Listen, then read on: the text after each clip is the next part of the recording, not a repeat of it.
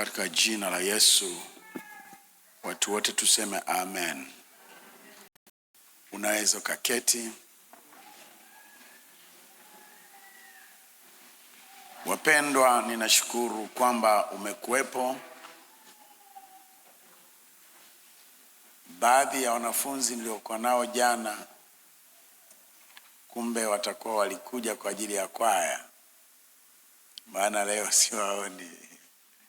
Bwana Yesu asifiwe sana.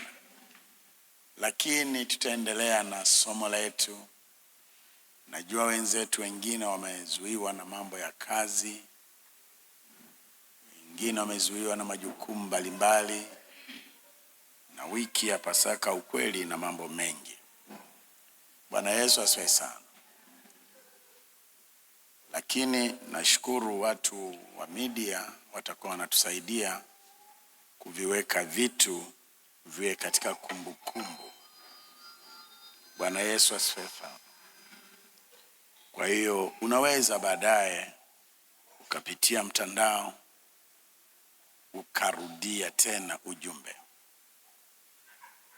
Kuna mtu nilimforwardia mahubiri yangu ya Jumapili ile ukiacha hii tarehe 22.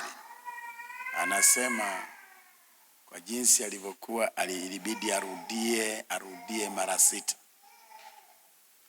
Kwa hiyo ndio faida pia ya kurekodi. Ukirudia, inawezekana kuna mahali ulikuwa hujaelewa, unaweza ukaelewa zaidi, na unavyoelewa ndivyo unavyopokea. Bwana Yesu asifiwe. Bwana Yesu asifiwe. Tutaanzia tulipoishia, lakini nafikiri mwalimu hapo Fanikiwa atanikubalia na Rose Nyamwanje hapo atanikubalia kwamba huwa lazima kabla ya somo jipya urudie kidogo yaliyopita. Bwana Yesu asifiwe sana. Na walimu wa darasani huwa wanafanya hivyo kwa kuuliza maswali, lakini mimi sitauliza maswali, ila tutaendelea. Bwana Yesu asifiwe sana. Nilisema semina yetu hii tofauti na semina zingine itakuwa ni sambusa, kwa maana kwamba tutakuwa na vitu fulani vinaunganishwa mle ili tuweze kupokea kikamilifu zaidi. Na nikasema tutakuwa tunaangalia vile ambavyo ujio wa Yesu ndio unahusianisha na jinsi dunia itakavyoendelea kuwa. Wewe unaelewa ya kwamba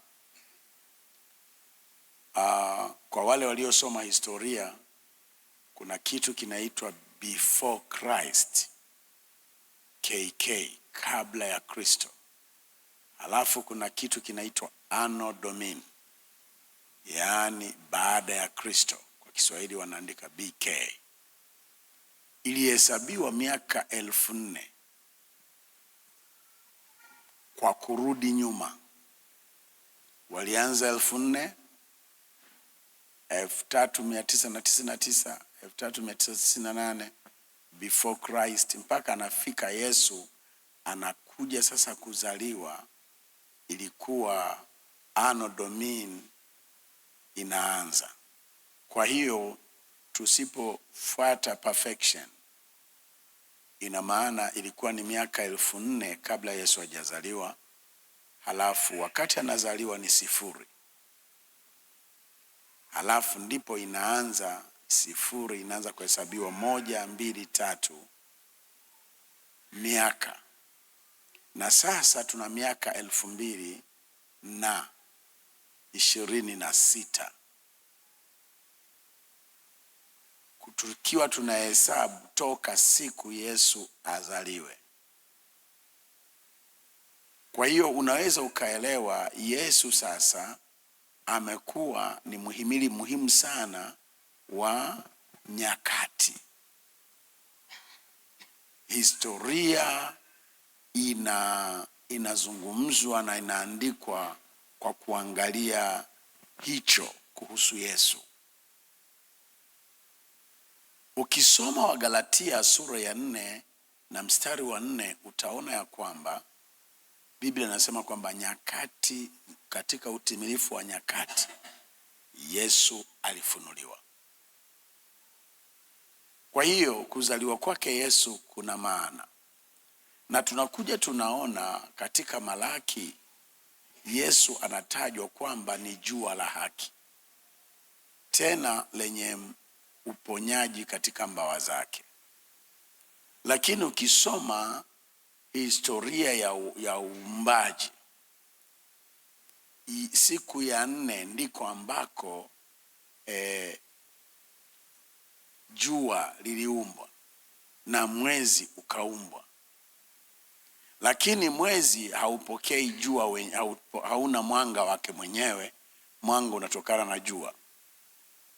Na akasema litatumika kuwa mwongozo wa majira na nyakati.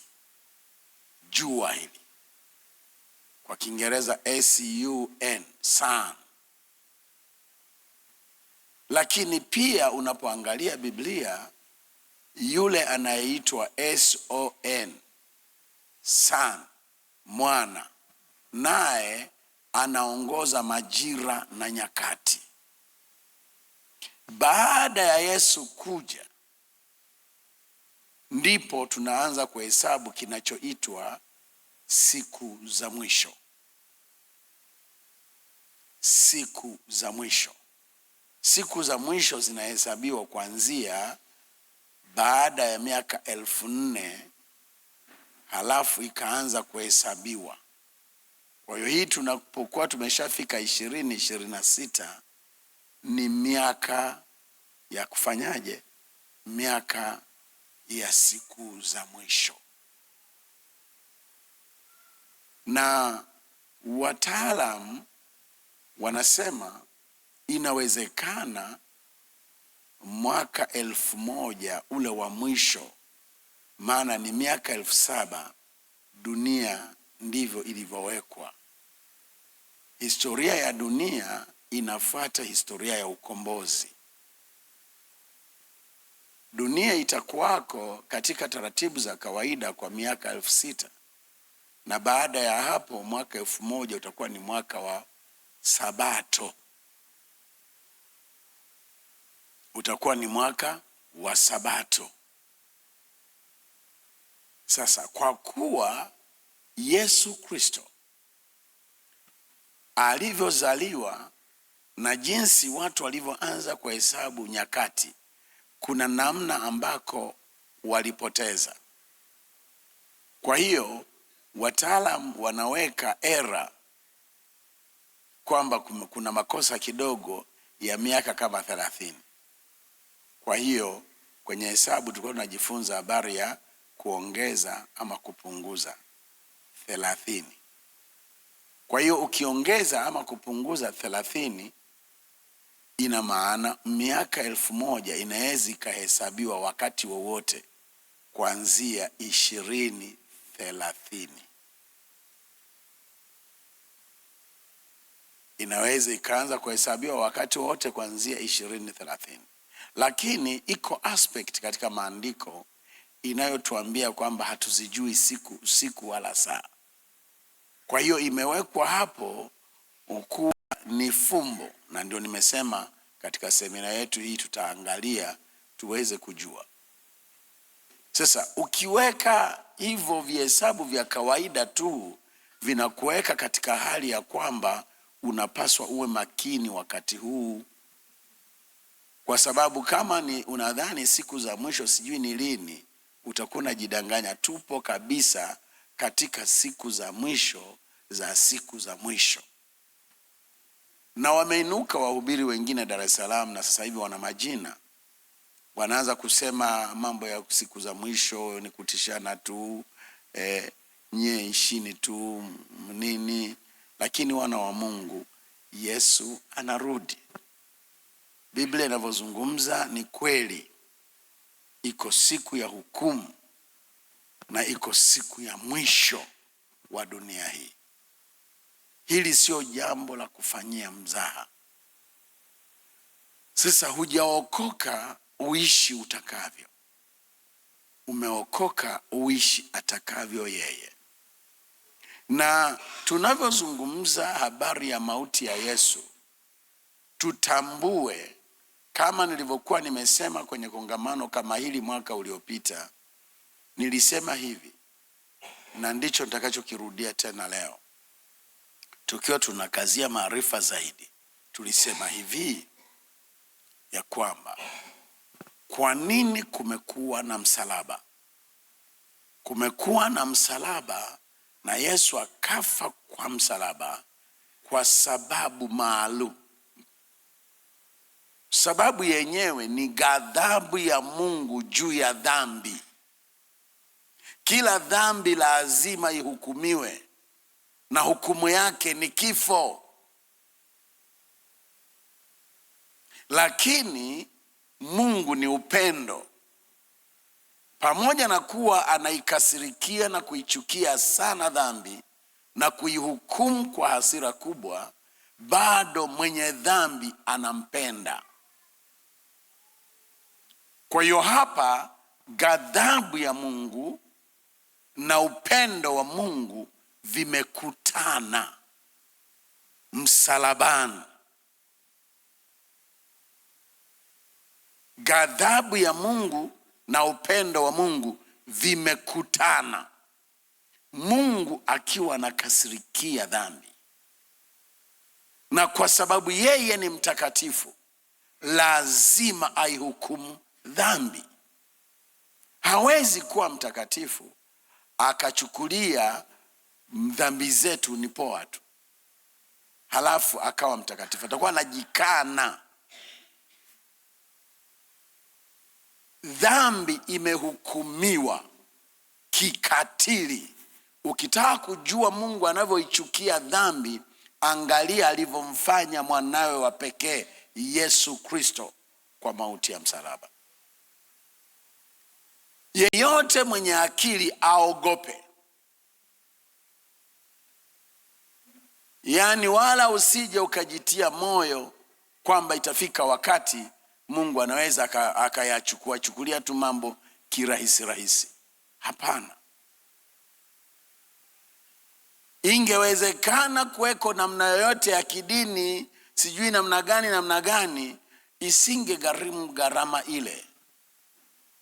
Yesu kufa kwake msalabani ndiyo inayotuonyesha utakatifu wa Mungu. Na Mungu alikuwa anaihukumu dhambi kwa mauti ya Yesu. Hata kabla ya mauti ya Yesu, Mungu alikuwa anaihukumu dhambi katika mwili wa mwanadamu Yesu Kristo. Maana Yesu alipata mwili kama wa kwako, asitende dhambi. Kwa hiyo mwili unataka atende dhambi, lakini akaukatalia. Mpaka miaka yote 33 aliyoishi na nusu hakutenda dhambi. Kwa hiyo alihukumu dhambi katika mwili wa nyama zake. Ndivyo maandiko yanavyosema. Lakini akaihukumu dhambi kwa kilele chake kabisa cha juu, kwa kufa msalabani. Akiwa msalabani alikuwa anakutana na mapingamizi makubwa dhidi ya dhambi. Lakini ule msalaba ndio hekima ya Mungu ya kufanya hawa wanadamu aliokuwa anawapenda aweze kuwasamehe. Kama vile ambavyo wanyama walikuwa wanachinjwa miaka ya nyuma kwa niaba ya mwenye dhambi, na wenye dhambi wakasamehewa. Lakini tulikuwa tumeangalia hoja 3 zinazotupa kuona kwa nini mauti ya Yesu, kwa nini Yesu ni lazima awe kweli ndiye mkombozi wetu kupitia mauti yake. Hiyo hoja itaendelea kupanuliwa, lakini jana tulikuwa tunaangalia, nikiwa ninajibu hoja wanaoiweka watu mnaamini uongo, Mungu wenu alikufa msalabani, Mungu gani anaweza akafa? Mambo kama hayo. Nikawa nawaambia aliyekufa sio Mungu, aliyekufa ni mwanadamu. Ukae ukijua Yesu ni mwanadamu kabisa, lakini ni Mungu pia wakati huo huo. Na maandiko yanatofautisha uungu wa Yesu na uwanadamu wa Yesu, lakini ukiwa ndani ya mtu mmoja. Na hiyo ndio hekima iletayo wokovu. Hebu sema ninaamini Yesu ni Mungu kabisa, lakini ninaamini Yesu ni mwanadamu kabisa. Sasa ukikutana na watu wanaokueleza jambo lingine lolote, wanataka kupinga hii kweli, na ndio wanaoitwa na maandiko ni wapinga Kristo. Ndio maana nikakwambia huko Mashariki ya Kati liko jengo kubwa sana la ibada, ambalo hapo nje limeandikwa maandishi makubwa kwa dhahabu kabisa: Mungu hana mke, hazai, kwa hiyo hana mwana. Kwa hiyo moja kwa moja ni wapinga Kristo, kwa sababu si tumeambiwa kwa maana jinsi hii Mungu aliupenda ulimwengu hata akamtoa mwanaye wa pekee, ili kila mtu amwaminie asiangamie, awe na uzima wa milele.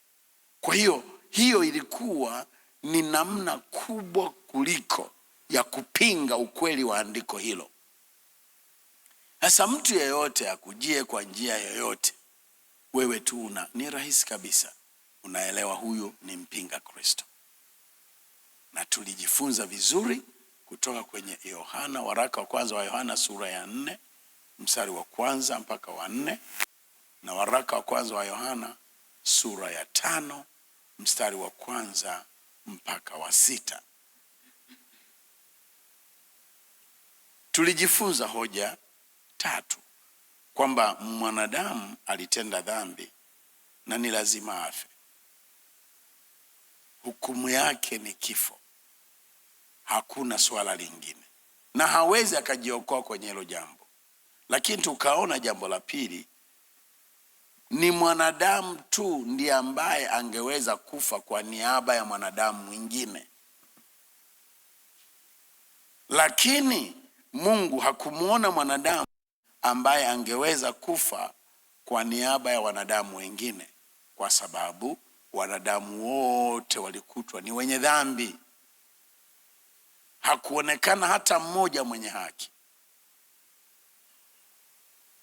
Lakini ndio tukaja tukafika kwenye hoja ya 3, tukasema ni Mungu tu ndiye ambaye angeweza kukomboa maisha ya mwanadamu kutoka kwenye hukumu hiyo ya mauti aliyokuwa ameshatamkiwa tayari.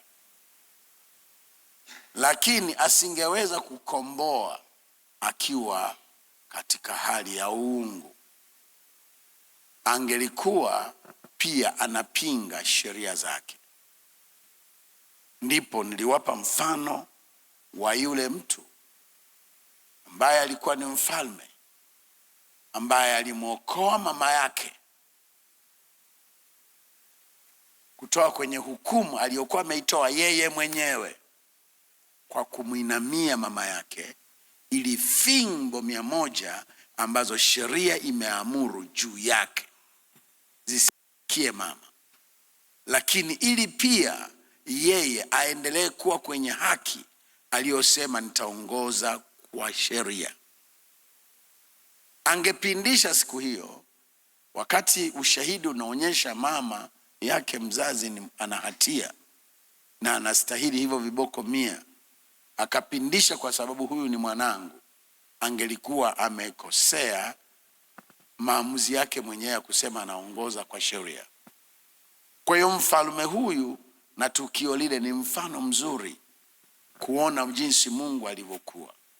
Mungu alihukumu dhambi kama ilivyo, lakini akaibeba hukumu yeye kwa niaba ya mwenye dhambi.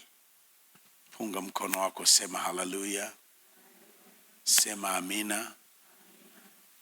Mungu atusaidie kuelewa. Bwana Yesu asifiwe sana. Bwana Yesu asifiwe.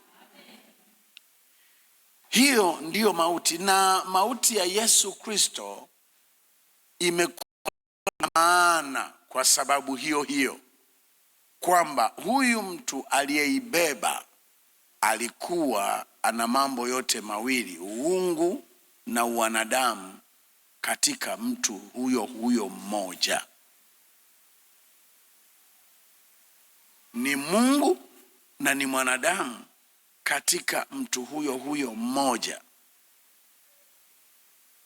Nafikiri kesho nitaeleza vizuri zaidi hicho kinamaanisha nini. Bwana Yesu asifiwe. Bwana Yesu asifiwe. Jana niliwaacha tukiwa tumeangalia andiko hili hapa kwa pamoja, waraka wa kwanza wa Wakorinto sura ya 5. Waraka kwa Wakorinto sura ya 5, sura ya 15. Waraka kwa Wakorinto sura ya 15, tusome mstari wa 1 mpaka 4. Anasema, basi ndugu zangu, na waarifu ile injili niliyowahubiria, ambayo ndiyo niliyoipokea, na katika hiyo mnasimama. Kumbe tunasimama kwa injili, na injili ni habari njema za Yesu Kristo. Hebu sema habari njema. Mimi nasikitika sana ninaposikiliza maneno ya watu wanaodhaniwa wanaelewa imani yao ya Ukristo, ninakuja kuona hawaelewi. Mtu mmoja ni mwimbaji, tena ni maarufu, aliulizwa, kitu gani kinakusikitisha sana maishani? Akasema, kifo cha Yesu. Yaani mtu anaweza akadhani anaposema hivyo anazungumza vizuri, lakini ina maana haelewi. Haipaswi kusikitika kwa ajili ya kifo cha Yesu. Ndio nilikuwa nasema jana, tutakuwa tunajifunza vitu vipya, lakini kitu kipya hauwezi ukakikakaa moyoni mwako kama hujaamua kukiacha kile kingine. To learn a new thing, sometimes you need to unlearn. Sasa watu wengi wanadhani kifo cha Yesu ndicho kinachokutakiwa kukufanya uwe unakuwa kanisani, ibada yenu inakuwa ni ya kulia. Mnalia nini? Tunasikitika Yesu alikufa kwa ajili yetu. Hapana. Sisi tunapaswa kufurahi na kushangilia kwa sababu Yesu alikufa. Unaelewa ninachosema? Na ndio maana ni ujinga na ni dini tu, lakini ilikuwa ni saikolojia sijui ya namna gani kuwafanya watu wadhani siku ya Ijumaa Kuu ya kukumbuka kufa kwa Yesu, siku hiyo hata nyama watu wasile. Siku hiyo hata wasivae nguo nzuri. Basi hata kama ni ya thamani basi iwe nyeusi. Lakini hiyo ni kutokujua mauti ya Yesu ni kitu chema kwako wewe na kwangu mimi. Ni habari njema. Kwa tunaposema habari njema za Yesu Kristo, huwa tunazungumza nini? Kifo chake tu Yesu ndicho kiini cha hizo habari njema. Ulikuwa unatakiwa kuhukumiwa kifo cha rohoni, kifo cha milele na kifo cha mwili. Lakini Yesu alivyokufa, hivyo vimetanguliwa, vimefutwa, vimebatilishwa. Sasa una uzima wa milele. sio hukumu ya mauti ya milele, una uzima wa milele. Sasa hilo ni jambo la kusikitika tena. Jamani, mnanielewa? Punga basi mkono. Unaelewa? Dini imekufundisha tofauti na vile Biblia inavyosema. Unapaswa kufurahi kwamba Yesu alikufa. Asingelikufa usingeliokoka, usingelisamehewa dhambi zako. Nilisema jana, katika ulimwengu wa roho, Mungu na miungu. Mungu ni roho, na roho zingine zinazojiweka kwenye nafasi ya Mungu ni roho. Hizo huwa hazisamehe. Awe Mungu wa kweli, iwe ni miungu mingine.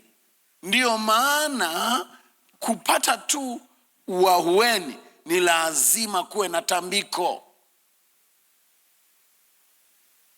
Hata majini tu mnaona, wakati mwingine linataka kumdhuru mtu, watu wanaweza kuchukua hata kuku akauawa kwa kung'ata. Shingo linang'atwa na mdomo wa mtu, halafu ile damu ananyonya, basi jini linaacha kumuua yule mtu, kwa sababu hakuna msamaha kwenye ulimwengu wa roho. Hakuna msamaha kwenye ulimwengu wa roho, iwe ni wa Mungu mwenyewe au wa hizi roho zingine. Kinachoangaliwa ni damu tu. Damu inaweza kukaa badala ya damu yako.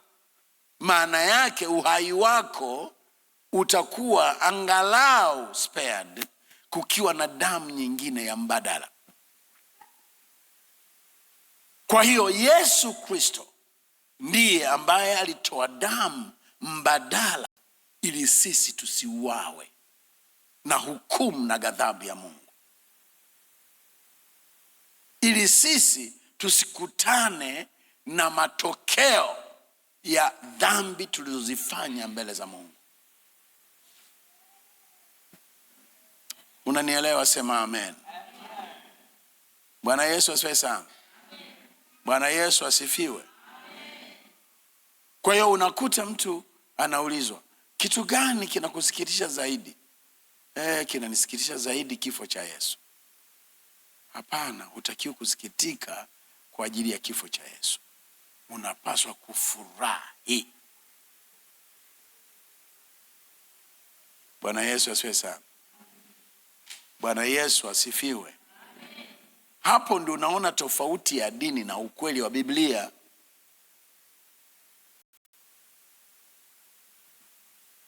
Bwana Yesu asifiwe sana. Sasa Biblia inasema hizo ndizo habari njema nilizosikia nikazipokea, na kwa hayo ninyi mnasimama, na kwa hiyo mnaokolewa.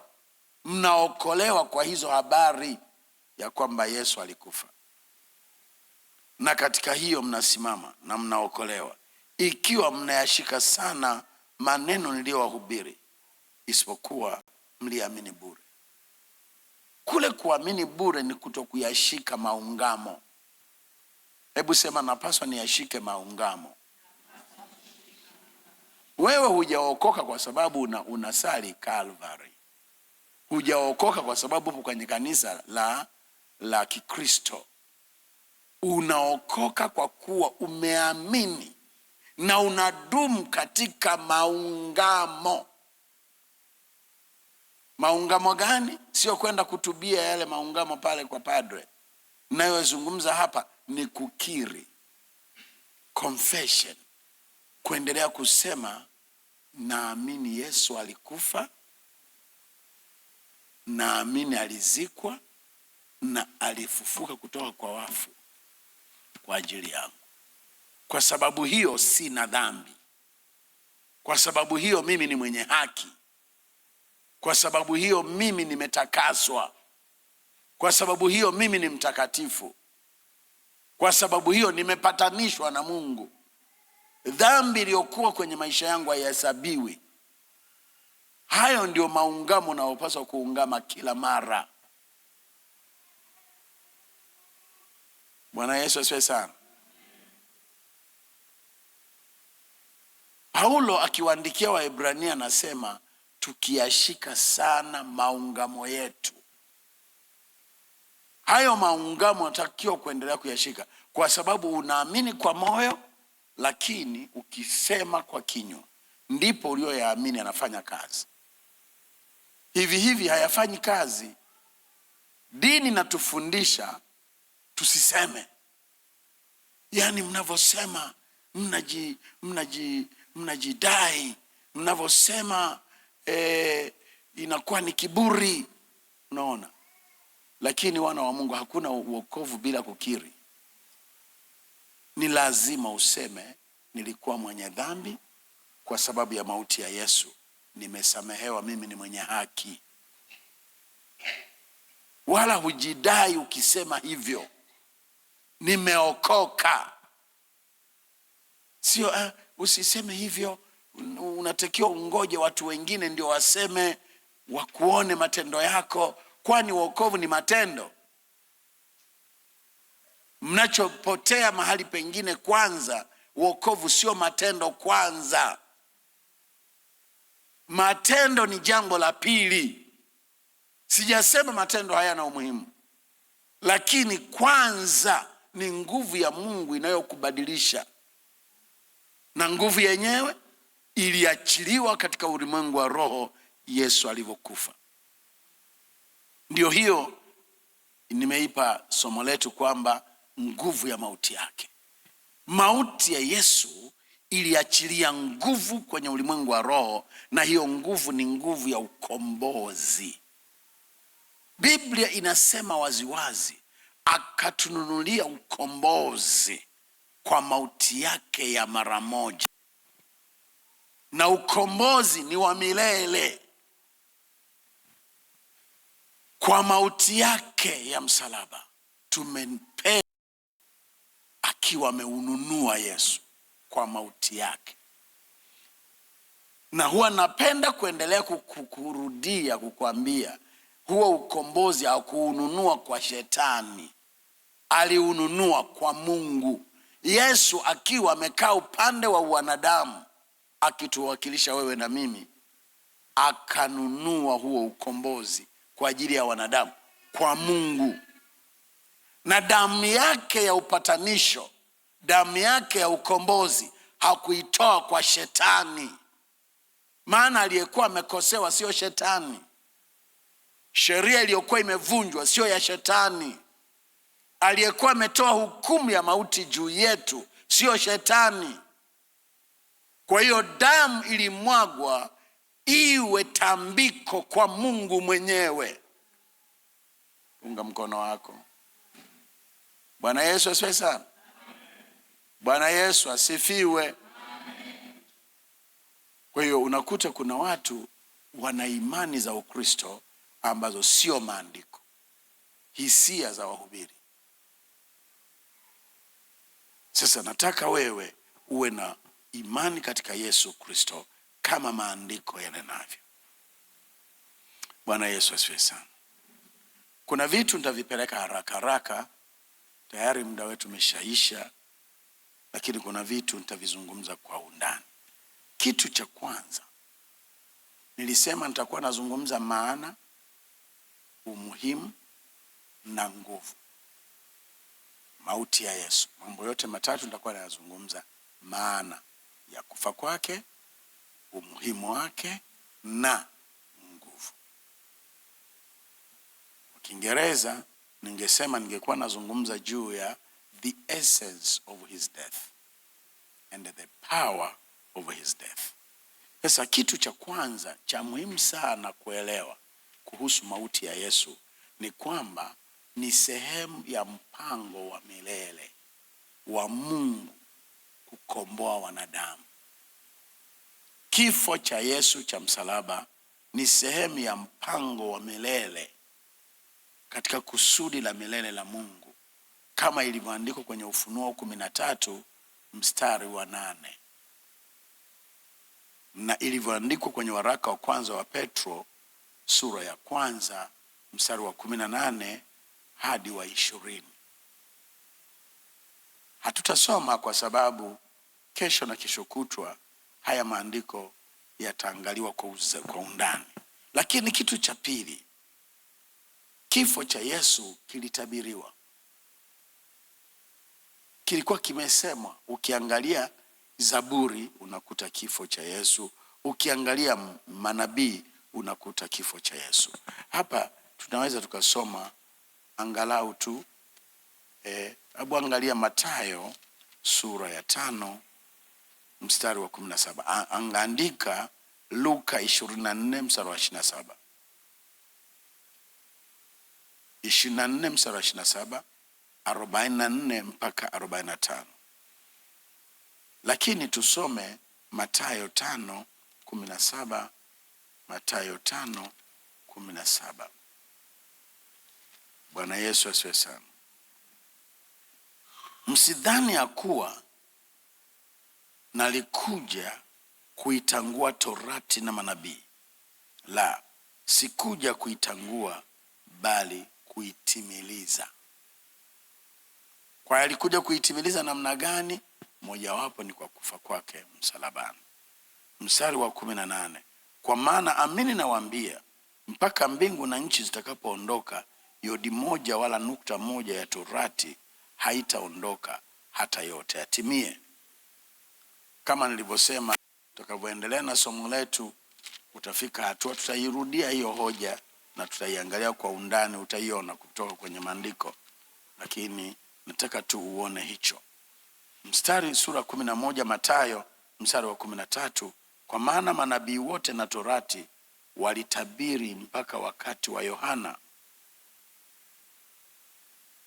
Walitabiri mpaka wakati wa Yohana, na baada yake ilikuwa inazungumzwa juu ya Yesu, na kinachozungumzwa ni mauti yake.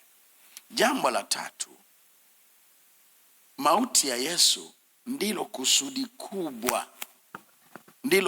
kubwa la yeye kuzaliwa akawa mwanadamu. It's the chief purpose of his incarnation. Ndilo kusudi la yeye kuwa mwanadamu.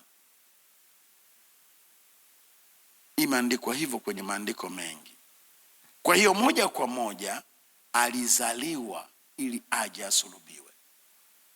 Kama unaandika hiyo point, ni ya muhimu sana, tutairudia kwenye semina yetu. Alizaliwa ili aje asulubiwe. Ni mwanadamu pekee aliyezaliwa ili aje kufa. Sisi tumezaliwa ili tuishi. Ndio maana tukifa watu wanatulilia. Lakini yeye alikuja kwa lengo la kufa. Lakini sio kufa wakati mwingine wowote. Alilindwa asife kabla ya wakati. Akaja kuruhusiwa kufa wakati maalum, akiwa anafanya kusudi maalum.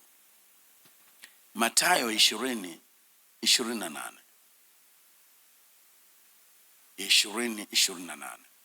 Waebrania sura ya 2 mstari wa 9 na mstari wa 14.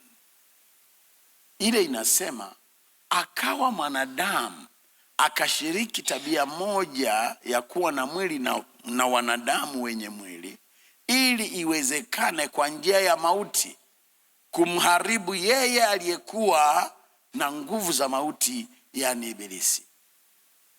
Kwa hiyo unaelewa, kumbe akazaliwa na mwanamke Mariamu wakati yeye ni Mungu, na tumeelewa ilikuwa ni njia ya Mungu kuchukua wanadamu, maana hapakuwa na mwenye haki mwanadamu ambaye angeweza kumfilia mwanadamu. Mungu mwenye haki akawa mwanadamu ili iwezekane kumfilia mwanadamu. Bwana Yesu asifiwe sana. Hivyo ndivyo ilivyokuwa. Lakini hoja ya 4 ni kwamba ukisoma injili zote, hii ndiyo hoja kubwa. Mauti ya Yesu. Wanazuoni wanatuambia sehemu ya 5 ya injili zote ni siku 3 kabla hajasulubiwa. Imeelezwa maisha yake toka nazaliwa mpaka anakuja kufa na kufufuka. Lakini maneno karibia sehemu ya 5 ya vitabu vyote 4 vya Injili ni habari za kufa kwake, kuonyesha kwamba lilikuwa ni jambo kubwa zaidi. Na ndito tulitoka kusoma sasa hivi, Wakorinto wa kwanza sura ya 15 mstari wa 1 mpaka wa 4, kwamba Yesu alikufa na kwamba Yesu alifufuka. Kwa hiyo, kwa nini Injili 4 za Yesu Kristo zimekuwa na ujumbe tu mmoja wa kufa na kufufuka kwa Yesu? Kwa sababu hiyo ndio habari njema. Ondoa kabisa katika fikra yako yale mawazo ambayo ya dini yametufundisha kuona kufa kwa Yesu ni kitu cha kujihukumu. Mpaka watu wengine hawawapendi Wayahudi kwa sababu wao ndio waliotumika Yesu kufa. Kwa hiyo wanakuwa hawawapendi. Lakini wao walikuwa wahanga tu wa kusudi la Bwana. They were just victims of God's purpose. Kuna sababu ya kuwachukia. Bwana Yesu asifiwe sana. Neno kufa limetajwa mara 175 katika Agano Jipya. Katika mistari 53 ya Biblia, moja inazungumza habari ya kufa kwa Yesu kwenye Agano Jipya. Kwa hiyo ni sehemu kubwa sana, ni jambo kubwa. Kitu kingine ndio uliokuwa mzigo wa vitabu vya sheria, vya Torati na vya manabii, habari ya kufa kwa Yesu. Lakini habari ya kufa kwa Yesu ni ya muhimu kwa ajili ya Ukristo. Hamna Ukristo bila kufa kwake Yesu. Dini zote duniani zinazungumza juu ya mafundisho ya waliozianzisha. Lakini Ukristo kwanza sio dini. Kwa hiyo wala mtu asikubabaisha na Ukristo sio dini, kuna dini hii hapa. Mwambie sawa kabisa, sisi Ukristo sio dini. Sio jambo ambalo linakupa shida. Ukristo ni uhusiano na Mungu aliye hai unaoanzishwa na mauti ya Yesu ya msalaba. Mauti ya Yesu ya msalaba inaondoa dhambi iliyomtenga mwanadamu na Mungu wake. Toka hapo anaanza kuwa na ushirika na Mungu. Waulize watu wa dini zingine, huwa wanaongea na Mungu wao? Jibu ni sifuri. Wanaweza kuwa na uhakika wa kuwa na ushirika naye? Jibu ni sifuri. Ni katika Ukristo tu tuna uwezo wa kuwa na Mungu tukazungumza naye, na sio eti mchungaji tu, mwinjilisti, sijui nani. Ni jambo la kila muumini. Maana damu ya Yesu inakufanya kuwa kuhani, mtu uwezaye kwenda mbele za Mungu wewe mwenyewe. Kwa maana ile damu, kwa maana ya mauti ya Yesu, imeondoa ulazima wa mtu mwingine kwenda kusimama mbele za Mungu kwa niaba yako. Wewe mwenyewe unaenda mbele za Mungu. Kwa hiyo mauti ya Yesu ni ya muhimu sana kwa ajili ya imani ya Kikristo. Lakini mauti ya Yesu ni muhimu kwa ajili ya wokovu wetu. Hapa inabidi nisome Mathayo sura ya 16 mstari wa 21. Mauti ya Yesu ni muhimu sana kwa ajili ya nini? Ya wokovu wetu. Tangu wakati huo Yesu alianza kuwaonya wanafunzi wake ya kwamba imempasa kwenda Yerusalemu na kupata mateso mengi kwa wazee na wakuu wa makuhani na waandishi, na kuuawa na siku ya 3 kufufuka. Naona kwa sababu ni lazima afanye hivyo ili wokovu uwajilie wanadamu. Marko 8:31. Ni muhimu sana kwa ajili ya ukombozi wetu na wokovu wetu. Mstari ambao nafikiri utakupa kuelewa kirahisi ni Warumi 4:24 na 25. Biblia inasema, bali kwa ajili yetu sisi tutakaohesabiwa vivyo hivyo, sisi tunaomwamini yeye aliyemfufua Yesu Bwana wetu katika wafu, ambaye alitolewa kwa makosa yetu na kufufuliwa ili tupate kuhesabiwa haki. Umeona?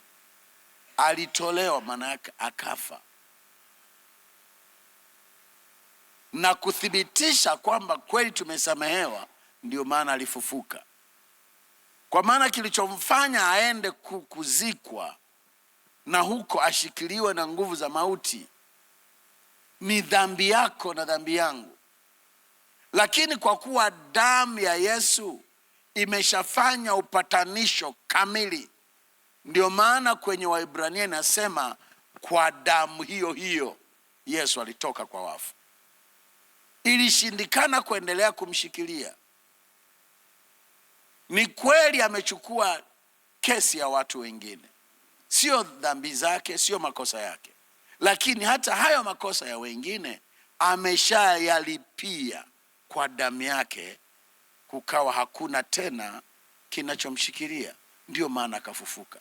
Kwa hiyo tungelikuwa na Yesu aliyekufa tu lakini akufufuka, dhambi yetu inakaa. Lakini alikufa na akafufuka. Ile ni uthibitisho. Hiyo ni risiti ya kwamba ukombozi wetu umelipiwa. Haleluya, haleluya. Bwana Yesu asifiwe sana. Lakini jambo lingine, kama unaandika, ni la 9. Ni muhimu sana uelewe kwamba mauti ya Yesu ya msalabani haikuwa jambo la lazima. Yesu alijitoa mwenyewe kwa hiari. Hakuzidiwa na watu akaenda kuuawa, ila ilikuwa ni kwa hiari. Maisha ya Yesu hayakuchukuliwa kama mtu anaweza akutwa hapo akauawa kwa sababu kuna mtu analipa kisasi. Nimechukua maisha yake nikilipa kisasi kwa jambo alilonitendea ABC. Alinichukulia mke wangu, nimempiga risasi. Alinidhulumu, nimeona nimpige risasi. Hapo yamechukuliwa maisha ya yule mtu. Lakini maisha ya Yesu aliyatoa kwa hiari. Alitoa uhai wake kwa ajili ya kondoo. Alitoa uhai wake.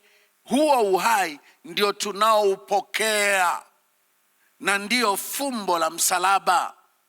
Msalabani Yesu alienda kutoa uhai, ndio maana akafa. Kila chenye mwili uhai wake ni damu yake. Akiwa msalabani alitoa damu. Hiyo damu tunaipokea sisi kwa kwenda msalabani pia. Ndio maana wokovu haupo nje ya msalaba. Msalaba ndio fumbo lenyewe la wokovu. Yesu akaenda msalabani akatoa uhai, na wewe unakuja msalabani kutokea upande huu kuacha uhai wako upokee uhai wa Yesu. Ukristo wa wokovu ni kufa ili upokee uzima wa Yesu. Yeye alikufa atoe uzima wake, wewe unakufa kupokea uzima wake. Msalaba unafanya kazi kote kote. Ulimuua Yesu ili uzima wake uje kwako, na wewe msalaba unakuua ili upokee uzima wa Yesu. Wokovu hakuna nini? Hakuna njia ya mkato. Bwana Yesu asifiwe sana. Ndio maana wale wakaimba msalaba mbele, dunia nyuma. Hakuna wokovu bila msalaba. Ndio maana wewe unayekutana na matatizo madogo tu unadhani tatizo ni kanisa. Tatizo ni yule mzee wa kanisa. Tatizo ni yule mchungaji. Unajidanganya. Kuna mambo lazima ya kufikie na uchague Yesu. Lazima ufe ili Kristo aishi ndani mwako.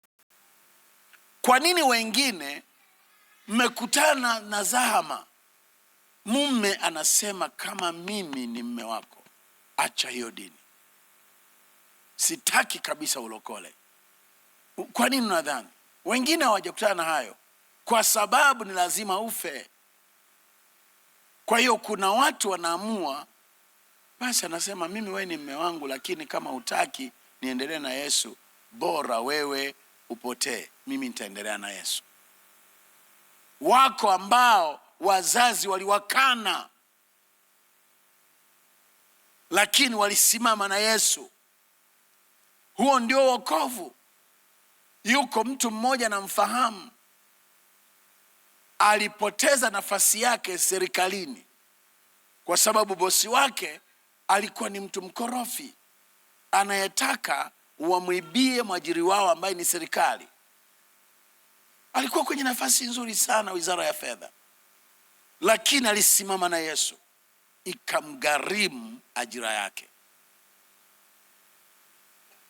Usidhani wokovu ni rahisi hivyo.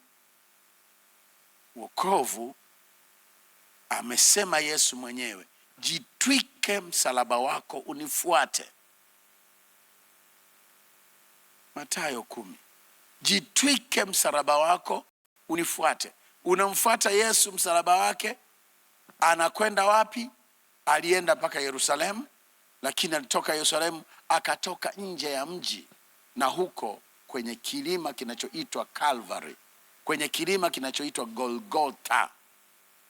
Calvary ni Kilatini, Golgotha ni Kiebrania. Akauawa kule, akafa kule. Unifuate wewe, uwe na msalaba wako, unifuate. Hapo anapokufa na wewe utakufa. Kuacha utu wako wa kale, utu wako wa kibinadamu, uanze maisha mapya akiwa yeye yu hai ndani mwako. Si uhai wako, ni uhai wake. Sio uzima wako, ni uzima wake. Huo ndio wokovu, na unatokana na nini? Na msalaba. Yesu alisema, na utoa uhai wangu. Yohana 10 mstari wa 17 mpaka 18. Yohana 10 narudia 17 mpaka 18. Kwenye Isaya 53 mstari wa 12 hapo kuna kaneno fulani nataka tukaone kwa pamoja. Isaya 53 mstari wa 12 anasema hivi: kwa hiyo nitamgawia sehemu pamoja na wakuu, naye atagawanya nyara pamoja nao walio hodari, kwa sababu alimwaga nafsi yake hata kufa. Alimwaga nafsi yake hata kufa. Hakuna aliyemnyang'anya uhai wake. Hata siku anakufa anasema akaisalimu roho yake. Hicho ni Kiswahili cha kizamani. Kusalimu manake ni kukabidhi. Kusalimu amri manake ni kutusarenda. Kwa hiyo akakabidhi roho yake kwa Mungu. Alisalimu maana yake alisarenda, aliachia. Asingekuwa anataka kufa asingelikufa. Hata waliokuja kumkamata ili waende kumsulubisha, alipowauliza mnamtafuta nani, wakasema Yesu wa Nazareti. Akasema mimi ndiye. Wote hawakuweza kumkamata. Mapokeo yanatuambia hilo jambo litokea mara 3, ila Injili kwa kufupisha hawajataji lifanyika mara ngapi. Lakini walianguka waliotaka kumkamata kwenda kumsulubisha. Kwa hiyo aweze kukamatwa, alijiachia. Hiyo nguvu iliyokuwa inawafanya wadondoke washindwe kumshika, maana yake he restrained it, akajiweka kwenye namna ya kukubali aende kusulubiwa, maana alisema ni wakati wa giza. Wao shetani na watendakazi wao walijua wamemshinda, wasijue ni syndicate. Unajua hilo neno la Kiingereza syndicate? Yaani ilikuwa ni kampango fulani Mungu amekapanga, wao wanadhani wanashinda, kumbe wanajiingiza kwenye mtego. Punga mkono wako. Yaani hawakujua wanafanya jambo la kujiua wao wenyewe. Hawakujua wanafanya jambo la kujiharibu wao wenyewe. Hawakujua wanafanya jambo la kuharibu ufalme wao wenyewe. Kwenye maisha ya wanadamu vitu vya namna hiyo vipo vingi tu. Unaweza ukafanya kitu ki unajua yani hapa nafaidika, kumbe mwisho wa siku unakuta kwamba kumbe nilikuwa najitia hatarini, nimejikuta niko kwenye hasara ya namna hii. Ndivyo ilivyokuwa. Shetani alidhani ameshinda, ameingia kwenye jambo fulani lilokuwa linamdhuru yeye. Lakini hoja yetu ya 10 inasema mauti ya Yesu ni upatanisho. Ilikuwa ni dhabihu ya upatanisho. Umeona hapo, alichukua dhambi za watu wengi na kuwaombea wakosaji ili wasamehewe. Jambo la 11 ilikuwa ni adhabu ya muhimu ili wanadamu wasamehewe. Na hapa ni Mungu ameshika fimbo akampiga Yesu, akiwa anaiadhibu dhambi ya dunia nzima, dhambi yako na dhambi yangu, kwa mauti hiyo. Kwa hiyo hapo wale waliokuwa wanamsulubisha ni wahanga tu wa kusudi la Bwana, lakini aliyempiga Yesu mpaka yote haya yakatokea ni Mungu mwenyewe. Nilisema be ready to unlearn. Ufike hatua unaanza kuelewa. Bwana Yesu asifiwe sana. Haikuwa kwa kupenda. Wale waliokuwa nafanya yote hayo, wao wanasukumwa na hasira, wanasukumwa na dhambi, wanasukumwa na chuki. Huyu amekuwa anaokoa watu, maneno yake yanatuhatarishia kisiasa na watu wa Warumi, mambo nina nini, lakini wao hawaelewi. They were just serving the purpose of God. Bwana Yesu asifiwe sana. Imeandikwa Isaya 53, hebu ona hapa mstari wa 4. Anasema hakika ameyachukua masikitiko yetu, amejitwika huzuni zetu, lakini tulimdhania ya kuwa amepigwa. Amepigwa na Mungu na kuteswa. Na hivyo ndivyo ilivyokuwa. Mungu alikuwa anamtesa badala ya yetu. Ndio maana kifo cha Yesu tunasema kwa Kiingereza it was a vicarious suffering. It was a sacrificial suffering. Yani ni mateso aliyoyapokea ya kikuhani kwa niaba ya wengine. Sio maana dini zingine mtu anayeongoza Wakristo wa cheo changu anaitwa vicar. Ni kuhani wa ngazi fulani. Sasa mateso ya Yesu yalikuwa vicarious, ni ya kikuhani, ni mateso on your behalf. Lakini kuna siku nitakupa tafsiri zaidi. Yesu hakuteseka tu kwa niaba. Biblia inatufundisha tulikuwemo pamoja naye. Kwa hiyo ile adhabu tuliishiriki kwa hekima maalum ya Mungu. Wakati anateswa tulikuwa pamoja naye, tukateswa naye mpaka tukafa naye. Halafu akazikwa, tukazikwa naye. Alivyofufuka tukafufuka pamoja naye.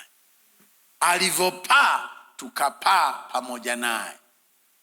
Alivyoketishwa mkono wa kuume wa Mungu Baba, tumeketishwa pamoja naye. Ndio maana ukielewa kanuni hii, uhitaji hofu yoyote nyingine. Eti sijui mchawi anataka kufanya kitu, hawezi kukuona huko juu. Hawezi kukufikia ulikokaa. Kwa nini baadhi yetu tunafikiwa? Hatuamini haya.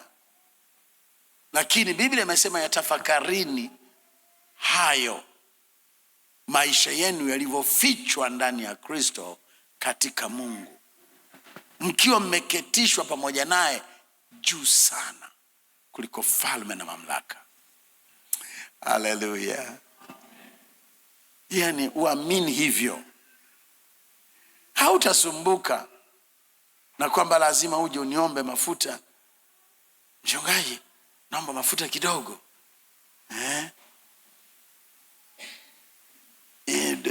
Yako hapo tunatumia. Lakini wengine mnayatumia kama vile ni hirizi. Bila hayo nina wasiwasi naweza nikalogwa, kwa hiyo nitembee nayo. Unaweza ukajaribia hata kuweka kachupa kadogo naweka mfukoni. Haleluya.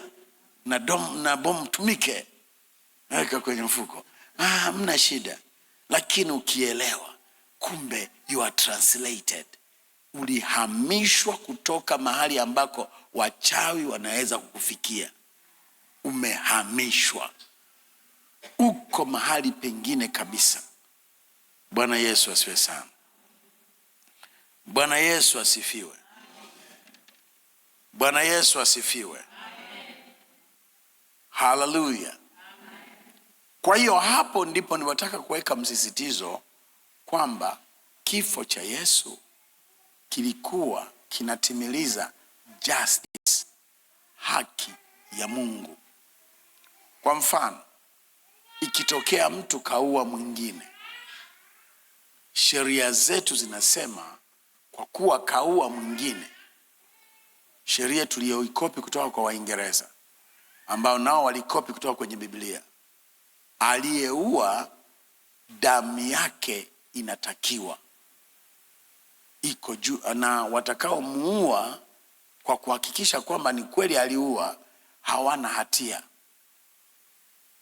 Ndivyo maandiko yanavyosema. Sasa na wanasema sasa kwenye sheria wakifanya hivyo, justice has been well served. Yani wanamaanisha haki itendeka, kwa maana aliua naye amenyongwa mpaka kufa, au amepigwa risasi mpaka kakata roho. Sio anyongwe tu, inawezekana kamba hajafa. Wasingesema mpaka kufa, basi ameshanyongwa, ila babahatika hajafa. Anyongwe mpaka afe. Ndivyo sheria inavyosema. Sasa wakifanya hivyo, ndio sheria inasema haki imetendeka. Kwa hiyo kwa ghadhabu ambayo Mungu alikuwa nayo na ilivyokuwa imeshaandikwa tayari, lazima huyu aliyetenda dhambi afe. Alilala na mke wa mtu, afe. Alilala na mme wa mtu, afe. Alitoa mimba, afe. Alitilia mtu sumu, afe. Alionea wivu mtu mwingine, afe. Alifanyaje, hivi na hivi, afe. Kila dhambi mshahara wake ni mauti. Sasa Yesu amekufa kwa nafasi yako, vicariously. So haki ya Mungu imetendeka. Kwa hiyo Mauti ya Yesu imetimiliza utakatifu wa Mungu, umetimilizwa, kwa sababu Mungu mtakatifu anataka dhambi hukumiwe. Watu wameshatendewa, na kwa maana hiyo sasa sheria imeshatimilika. Kama adhabu ya huyu mtu ni kufa na tayari kifo chafanyika, hakuna tena jambo lingine juu yake. Ndiyo maana Warumi 8:1 inasema hakuna hukumu ya adhabu kwa walio katika Kristo Yesu. Kwa maana adhabu ambayo angepaswa kuipata Yesu ameichukua. Hakuna hukumu ya adhabu kwa walio katika Kristo Yesu. Endelea tu kupokea mahubiri unayoyapokea. Na kwa sababu yanaeleweka katika hali ya kibinadamu, unaona ni kweli. Kumbe unajitoa kwenye wokovu wewe mwenyewe na kumpa shetani nguvu.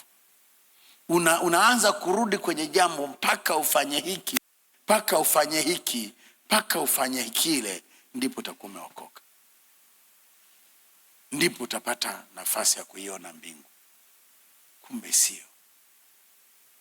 Unakaa unawaza habari ya laana na vitu vingine, kwa sababu hujaamini tu hiki. Kwa hiyo sheria inakuwa haina nguvu tena kwake anayeamini katika Kristo Yesu aliyekufa msalabani. Bwana Yesu asifiwe sana. Lakini hoja nyingine, mauti ya Yesu ni udhihirisho wa pendo la kimungu juu ya mwanadamu. Kama nilivyosema pale msalabani, upendo wa Mungu na utakatifu wa Mungu vilikutana. Utakatifu wa Mungu unasema dhambi hapana. Upendo wa Mungu unasema hawa watu nawapenda, sitaki wafe katika dhambi yao. Lakini huwezi ukawaacha hivyo hivyo. Sasa hekima yake ikaleta hicho kilichofanyika. Kwa sababu wengine hawakuwepo jana na inawezekana hamkugrasp the truth. Nirudie ile story ya yule mfalme wa Skandinavia, mfalme wa Nordic. Nchi zinazoitwa Nordic ni Denmark, Sweden na Finland. Ni nchi 3, lakini hii ni jamii moja ambayo huko nyuma zilikuwa na mfalme mmoja. Mfalme huyu alisema nitatawala kwa sheria, na akaendesha shughuli zake kwa sheria. Watu wanaokuja mbele zake aliwahukumu sawasawa na sheria zilizokuweko za ufalme wake. Siku moja aliyeletwa mbele zake alikuwa ni mama yake mzazi. Kakosea.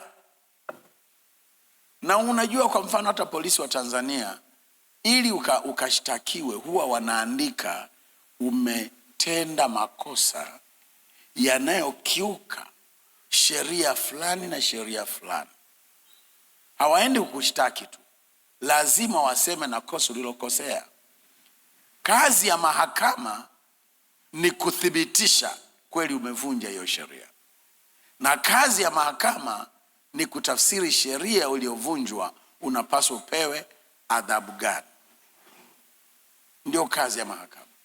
Kwa hiyo na yeye mama yake alivyoletwa kwake yeye, kwa sababu ile haikuwa jamhuri, ile ilikuwa ni dola ya kifalme.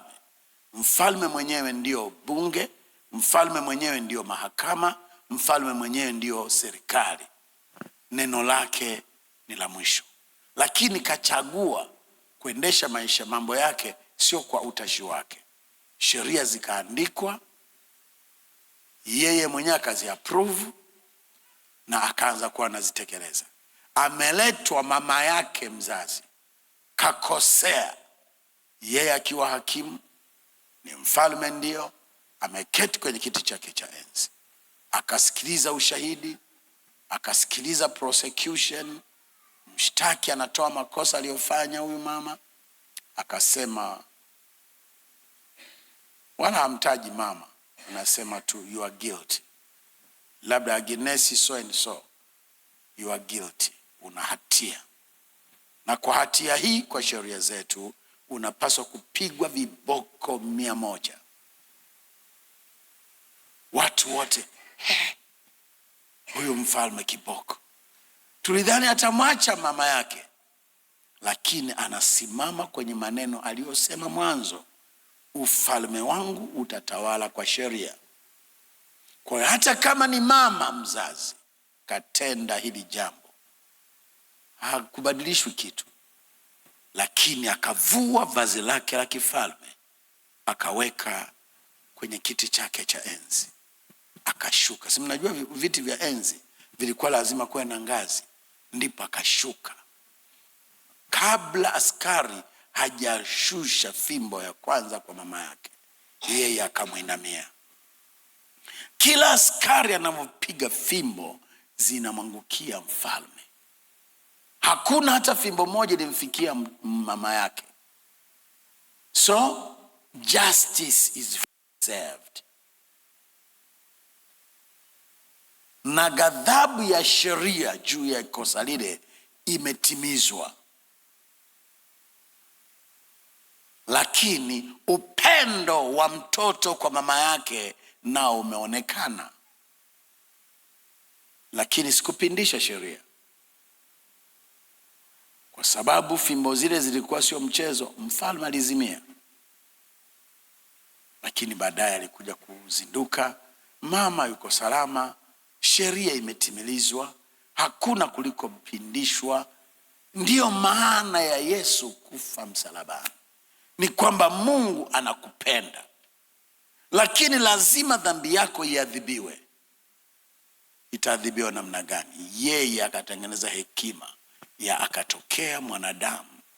Ni yeye mwenyewe Mungu amejitengeneza kuwa mwanadamu, amevaa wanadamu, akaichukua hukumu iliyokuwa inatakiwa kuhukumiwa, ikakamilishwa kikamilifu juu ya mwili wake. Kwa hiyo kifo cha Yesu kina maana hiyo, na ndiyo maana kina nguvu, kwa sababu dhambi ya mwanadamu inapokuwa imeondolewa kwa haki namna ile, nguvu ya dhambi ambayo ni mauti na uharibifu inakosa nguvu. Hivi unajua mateso yote ya mwanadamu yanafanywa na mapepo, yanafanywa na majini, yanafanywa na shetani on grounds ya makosa yake, on grounds ya dhambi zake. Dhambi ya mwanadamu ikisamehewa, hakuna pepo mwenye nguvu juu ya mwanadamu. Hakuna pepo mwenye haki ya kumtesa mwanadamu huyo. Bwana Yesu asifiwe sana. Bwana Yesu asifiwe. Bado tuna mambo mengine 10 ya kuangalia, lakini muda wetu umeenda. Nilidhani nitayazungumza kwa haraka, lakini niliyoyazungumza kwa haraka nilitakiwa niyaseme hivyo. Niliyozungumza kwa taratibu nataka uelewe, kwa sababu hiyo ndio essence yenyewe ya somo letu.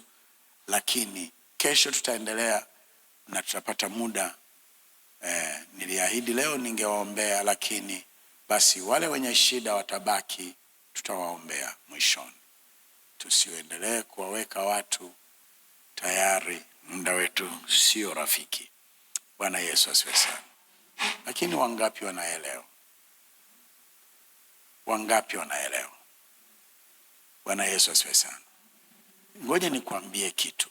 Nimesema nitakuwa naingiza mambo fulani. Baada ya Yesu kufa, alifufuka. Na kufufuka kwa Yesu ni ujio wa Roho Mtakatifu juu ya wanadamu. Namna ile ile Mungu alivyoinama akapulizia maiti. Haikuwa maiti wakati huo, sanamu ya Adamu. Adamu akainuka. Adamu akaambiwa nenda kazae na kuongezeka. Ndicho kipindi tulicho nacho. Yesu amekufa msalabani ili wewe uwe nafsi hai, kwa uhai ambao sio wako, kwa uhai wa Mungu.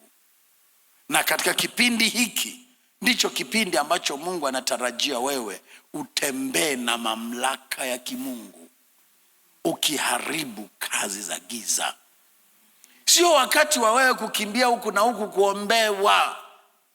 Wewe ni wakati wa wewe kudhihirisha mamlaka na dominion ya kimungu dhidi ya mapepo na kazi zote za giza. Wewe ni wakati wako wa kuharibu na kung'oa mambo ya kishetani, ufalme wa Mungu uenee kupitia wewe. Come on, amka ujitambue. Mwana wa Mungu, amka jitambue. Sisemi na waliookoka miaka 20 tu, nasema hata na wewe uliokoka jana. Bwana Yesu asifiwe sana. Bwana Yesu asifiwe. Bwana Yesu asifiwe. Punga mkono wako. Yaani nawapenda namna gani jamani? Bila ninyi siwezi kuhubiri hivi. So you make me and you make my ministry. I love you.